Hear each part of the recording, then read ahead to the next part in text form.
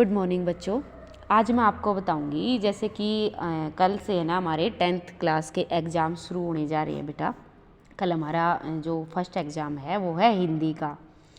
वैसे तो देखो मैं मैथ्स की वो बताती हूँ, लेकिन फिर भी मैं आपको एक छोटी सी बात बताऊंगी बेटा, ज़्यादा बड़ी बात नहीं है, ज़्यादा वीडियो को लंबा भी नहीं करते, स्किप मत करना वीडियो को।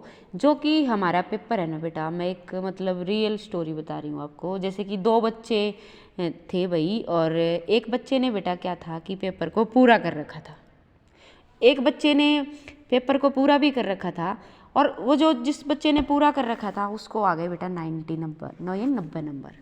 और दूसरे बच्चे ने पेपर उस 90 नंबर वाले से भी अच्छा कर रखा था, सुंदर राइटिंग उससे भी अच्छा, उसको नंबर आए बेटा 70। ऐसा क्यों कि इसको 90 आए इसको 70 आए?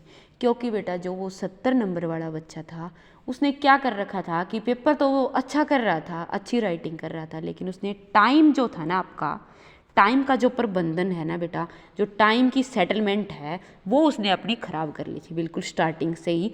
मान ले उसने एक क्वेश्चन पे लिखता रहा, दूसरे क्वेश्चन पे लिखता रहा, उसने टाइम की तरफ ये नहीं देखा, वो बहुत सारे क्वेश्चनों को छोड़ के आ गया।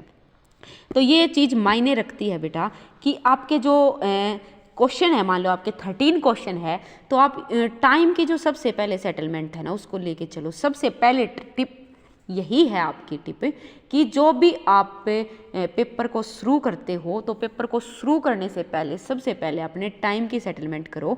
ये नहीं कि एक क्वेश्चन आपको इतना ज़्यादा बड़ा आता है कि आप उसको लिखते रहो। बेटा उस जैसे 150 शब्दों में मांग रखा है, 100 शब्दों में मांग रखा है, इस हिसाब से पेपर को करो।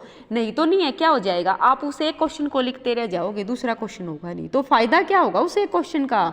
उस एक क्वेश्चन में 4 नंबर आ जाएंगे, हो सकता वो 5 का तो भी 4 दे दे अगला, जरूरी नहीं, वो तो अगले पे डिपेंड है ना, पेपर वाले पे।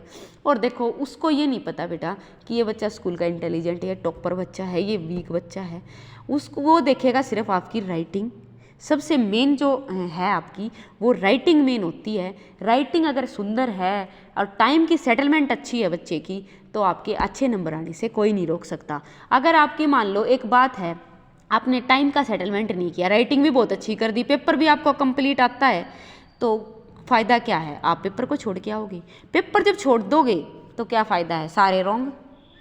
बताओ फिर मान लो अब 16 क्वेश्चन है, 16 में से आप 12 करके आए हो, क्वेश्चन रह गए बेटा आपके 4 क्वेश्चनों के नंबर मान लो 20 नंबर लेके बैठा, 20 नंबर तो वो गए आपके, 20 उसमें से कट जाएंगे, 40 नंबर कटने के बाद आपके पास बचता क्या है? कुछ भी नहीं बचता।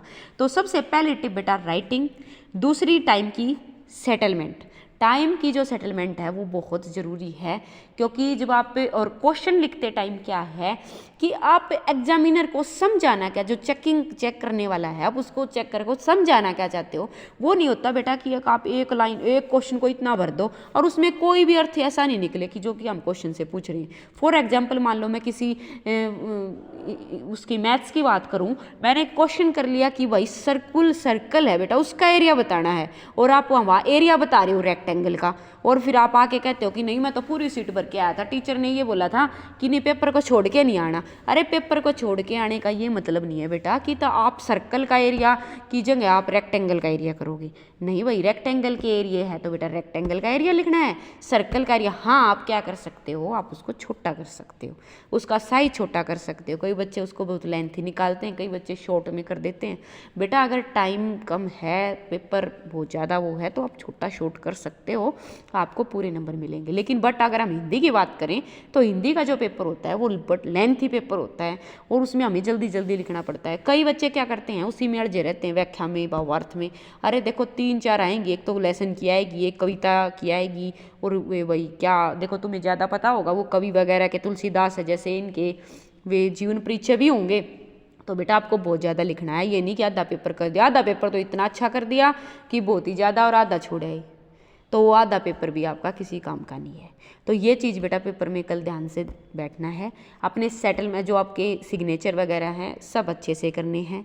अगर आप सिग्नेचर नहीं करते हो तो आपकी अटेंडेंस मानी जाती है। अगर अटेंडेंस नहीं हुई तो आपने ये सोच लो कि आपने बेशक से पेपर दिया है बट आपका पेपर वहाँ पे नहीं हुआ है, बोर्ड में आपकी अटेंडेंस नहीं गई है, अब अटेंडेंस नहीं गई है तो आप वहाँ से फेल हो, ये सोच लो। आपका कंपार्ट मिलेगा 101%। तो बेटा ये छोटी छोटी टिप हैं, इनको बहुत अच्छे से करना है, और जो बच्चा इनको अच्छे से करेगा बेटा उसके 95+ मार्क्स बिल्कुल आराम से आएंगे, कोई भी दिक्कत नहीं है। राइटिंग अच्छी करनी है, टाइम का सेटलमेंट अच्छा करना है, आप क्वेश्चन को ध्यान से पढ़ो कि वो आपसे पूछ क्या रहा है, उसके बारे में लिखना है। ये नहीं कि पता नहीं कितनी खिचड़ी भर दी यहाँ पे, वो ज़रूरी नहीं होता। आप थोड़ा लिख के आओ, बेशक से लिख दो बेटा थोड़ा ये एक मतलब गुल्ला उड़ाने वाली बात होती है कि बहुत सारा लिख दो नंबर आ जाएंगे, ऐसा कुछ नहीं होता। नंबर बेटा वो पागल नहीं है, सारे पढ़े लिखे हैं वही करते हैं चेक। ये मान लो मैं मैथ्स की टीचर हूँ तो मुझे भी तो पता है ना बेटा कि ये फॉर्मूला ऐसे लगेगा, मैं ऐसे अंधे दूंगी कैसे चेक कर दूंगी, बिल्कुल चेक नहीं करूँगी बेटा। तो चीज़ को कम लिख लो, चाहे बेशक से कोई वो नहीं है, लेकिन अच्छी लिखो। उसके बारे में पूछ रखा सिर्फ उसके बारे में ही लिखो, ज़्यादा भरने की आवश्यकता, उससे आपका टाइम भी वेस्ट होगा और आप जो आगे जो हैं क्वेश्चन उनको भी करने का टाइम नहीं बचेगा, जिससे कि आपके जो मार्क्स हैं ना बेटा वो बहुत कम हो जाएंगे और कटेंगे, और जिससे आपके जो परसेंटेज है उस पर बहुत ज़्यादा इफेक्ट पड़ेगा। बस यही 3 टिप्स बता रही थी बेटा। और जो कल हमारी 10th क्लास है बेटा बोर्ड की, वो एग्ज़ाम देने के लिए वही जो 10th स्टूडेंट हैं हमारे सभी, कल हिंदी का पेपर है बेटा, बहुत अच्छे से पेपर करना है सभी बच्चों को। और इन 3 चीज़ों को ज़रूर याद करना। राइटिंग मेन होती है, मैं बार बार कह रही हूँ, राइटिंग बहुत सुंदर लिखना है। एक बच्चे को सब कुछ आता है, अगर उसकी राइटिंग ख़राब है तो कुछ नहीं, सारा पेपर हो जाएगा बेटा, ठीक है। और वीडियो को बेटा लाइक शेयर ज़रूर करना बेटा, चैनल को अगर पसंद आए सब्सक्राइब करना, कमेंट करके बताना। थैंक यू बेटा।